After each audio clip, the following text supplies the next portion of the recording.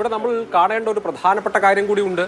ഒന്ന്, ദേവസ്വം ഭരണാധികാരികളായി നിയോഗിച്ച ആളുകളാണ് പരമപവിത്രമായി കരുതുന്ന അയ്യപ്പന്റെ ഈ സ്വർണം അടിച്ചു മാറ്റാൻ അരുതുന്നത് അല്ലെങ്കിൽ അതിന് കൂട്ടുനിന്നത് എന്ന പ്രശ്നം നേരിടുമ്പോൾ ആ ആളുകൾക്ക് മറ്റൊരു അഴിമതി കേസ് അല്ലെങ്കിൽ ഭരണപരമായ ഒരു കാര്യത്തിൽ ഒരു തീരുമാനമെടുത്ത കേസ് പോലെ സംശയത്തിന്റെ ആനുകൂല്യം കൊടുത്ത് അന്തിമമായി ഈ കാര്യം തീരുമാനിക്കപ്പെടട്ടെ എന്ന ഒരു സ്പേസ് പോലും രാഷ്ട്രീയ സാഹചര്യങ്ങളിൽ കൊടുക്കേണ്ടതല്ല അല്ലെങ്കിൽ കൊടുക്കാവുന്നതല്ല എന്നിരിക്കെ ഇപ്പൊ പത്മകുമാറിനെ കൈവിടുന്നതുകൊണ്ട് CPM-ന് സാധാരണ നിലയിൽ രാഷ്ട്രീയമായി പരുക്കൊന്നും പറ്റാനില്ല എന്നിരിക്കെ അത്രയും അവധാനതയോടുകൂടിയേ ഞങ്ങൾ തീരുമാനിക്കൂ എന്നൊക്കെ വാശി പിടിക്കേണ്ട കാര്യം എന്താണെന്ന് മനസ്സിലാവുന്നില്ല.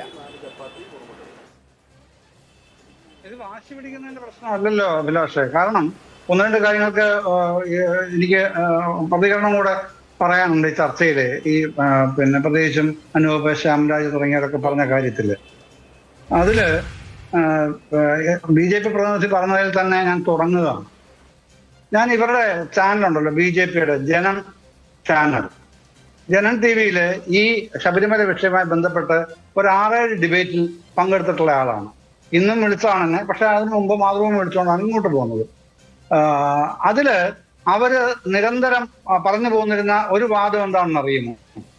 ഞങ്ങള് ഈ SIT അന്വേഷണത്തോട് യോജിക്കുന്നില്ല, CBI അന്വേഷണം തന്നെ വേണം, ഇതൊന്നും ശരിയായ പരിപാടിയല്ല, ഇതൊക്കെ ഈ കാര്യങ്ങൾ മൂടി പിടിക്കാനാണ് നടത്തുന്നത്, അതുകൊണ്ട് ഞങ്ങളുടെ യോജിക്കുന്നില്ല. അതിന്റെ മറുപടിയൊക്കെ അപ്പൊ തന്നെ പറഞ്ഞു പോന്നിട്ടുണ്ട്. അത് കഴിഞ്ഞ് ഏതായാലും ഈ ചർച്ചയിൽ ഇപ്പോ അനൂപ് പറയുന്ന എന്താണ്, ഈ നേരായ വഴിക്ക് അന്വേഷണം നടക്കുന്നു എന്ന് അദ്ദേഹം വിലയിരുത്തുന്നു. എന്തുകൊണ്ടാണ്? സംസ്ഥാന സർക്കാരിന്റെ മിടുക്കുന്നത് കൊണ്ടല്ല, ഹൈക്കോടതി നേരിട്ട് മേൽനോട്ടം വഹിക്കുന്നത് കൊണ്ടാണ് അത് നടക്കുന്നത്. BJP-ക്കാർ ഈ മേൽനോട്ടം എന്ന് പറയാൻ പാടില്ല, അത് പറയുന്നത് തെറ്റാണെന്ന് പറഞ്ഞ ഒരുപാട് ചർച്ചകൾ നടത്തുന്നവരാണ്. കോൺഗ്രസ്സുകാരും ചില നേതാക്കൾ അങ്ങനെ പറഞ്ഞത് മേൽനോട്ടം എന്ന വാക്ക് തെറ്റാണ്. അപ്പോ പക്ഷെ എങ്ങനെയാണ് ഇതിലേക്ക് വന്നത്? ഈ അന്വേഷണ സംഘം രൂപീകരിക്കപ്പെട്ടത് എങ്ങനെയാണ്? നേരിട്ട് രാജാ വിജയരാഘവനും മറ്റേ വിജയകുമാർ എന്ന 2 ദേവസ്വം സ്പെഷ്യൽ ബെഞ്ചിന്റെ ജഡ്ജസ് സ്വമേധയാണ് തീരുമാനിച്ച് ഈ ടീമിനെ അങ്ങ് നിയോഗിക്കുകയായിരുന്നു. അതോ സംസ്ഥാന സർക്കാരിനോട് ആവശ്യപ്പെട്ട് സംസ്ഥാന സർക്കാർ കൊടുത്ത ലിസ്റ്റിൽ നിന്ന് ആൾക്കാരെ നിയമിക്കുകയായിരുന്നു? അതെങ്കിലും ഒന്ന് ആലോചിക്കണ്ടേ? ഈ അന്ധമായി കുറ്റപ്പെടുത്താൻ അത്തരം ചർച്ചകൾ നടത്തുകയാകാം. അതൊക്കെ ഒരു ഇത്തരം ചർച്ചകൾ സ്വാഭാവികവുമായിരിക്കാം. പക്ഷെ ഇങ്ങനെ പറയുമ്പോൾ അനൂപ് ബാക്കിയെല്ലാം ശരിവെക്കുന്നു. ഹൈക്കോടതിയുടെ അന്വേഷണം മേൽനോട്ടത്തിൽ നടക്കുന്നതുകൊണ്ടാണ് ശരിയായ വഴിക്ക് സംഘം അന്വേഷിക്കുന്നത്, ശരി. പക്ഷേ ഈ സംസ്ഥാന സർക്കാർ ആഭ്യന്തര വകുപ്പിനോട് ഹൈക്കോടതി ആവശ്യപ്പെട്ട് ആഭ്യന്തര വകുപ്പ് കൊടുത്ത ലിസ്റ്റിൽ നിന്നാണ് ഈ SIT ഉണ്ടായത് എന്നുള്ള പ്രാഥമികമായ ഒരു യാഥാർത്ഥ്യം അവിടെ നിൽക്കുന്നുണ്ട്. അത്ര ഞാൻ അതിനെപ്പറ്റി പറയുന്നത്.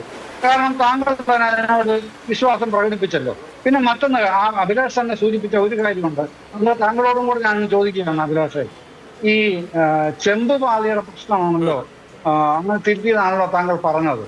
എല്ലാവരും അതാണ് ചർച്ച ചെയ്യുന്നത്. എന്റെ ഒരു വിവരക്കടവുകൊണ്ടാണ് ധരിച്ചോളൂ. അല്ലെങ്കിൽ ഇദ്ദേഹം ഈ BJP പ്രതിനിധി പറഞ്ഞ പോലെ ന്യായീകരണ തൊഴിലാളി എന്നാണല്ലോ ഇപ്പൊ വിളിച്ചത്. അതൊക്കെ എന്നെ സംബന്ധിച്ചോളം അഗണ്യ കോടിയിൽ തള്ളുന്ന പദപ്രയോഗങ്ങളാണെങ്കിലും അതും കൂടെ ചേർത്ത് വെച്ചുകൊണ്ട് ഞാൻ പറയുകയാണ്.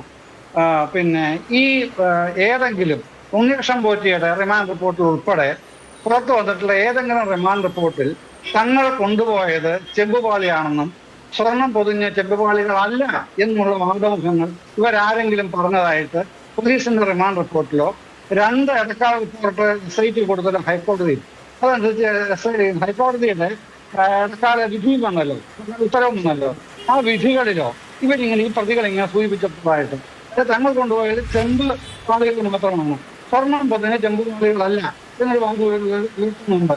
എന്നൊരു വാദം ഹൈക്കോടതിയുടെ ഏതെങ്കിലും ഇടക്കാല വിധിയിൽ വന്നിട്ടുണ്ടോ?